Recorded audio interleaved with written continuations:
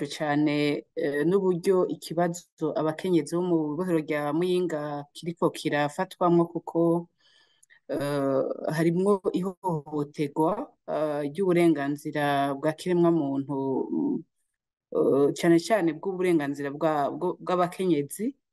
Tukibutsa yuko mu bisanzwe abakenyezi bapfunzwe bafatwa mu buryo bwihariye, kuko bafatwa nk'abantu b'intege nke, aho yaba makungu yatoye amategeko afasha abakenyezi bapfunzwe, haba ivyerekeye ico bita règle Nelson Mandela, ivyerekeye ayandi mategeko atakumira abakenyezi, kuko babona ko mu bakenyezi bashobora gufungwa basanzwe bafise ingwara canke intege nke bonsa.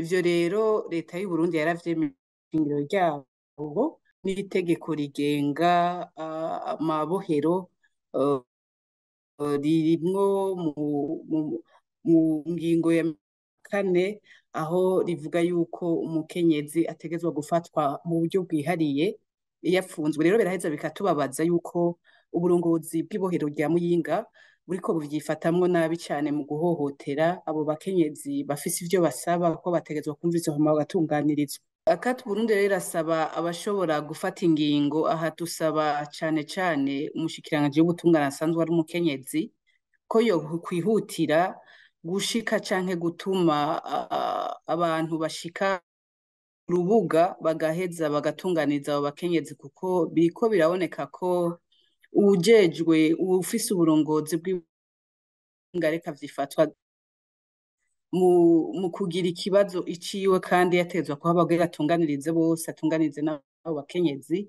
Ntivyari vyiza ko barinda gushika ku ntambwe yo kwisonzesha kugira ngo basabe ko uburenganzira bwabo bwubahirizwe. Rero yaba uwo mushikiranganji w'ubutungane, urwego rwa CNDH, abashingamateka baserukira abandi bakunda kwibagira ico bajejwe, bategezwa kuhashika kugira ngo ico mu maguru masha.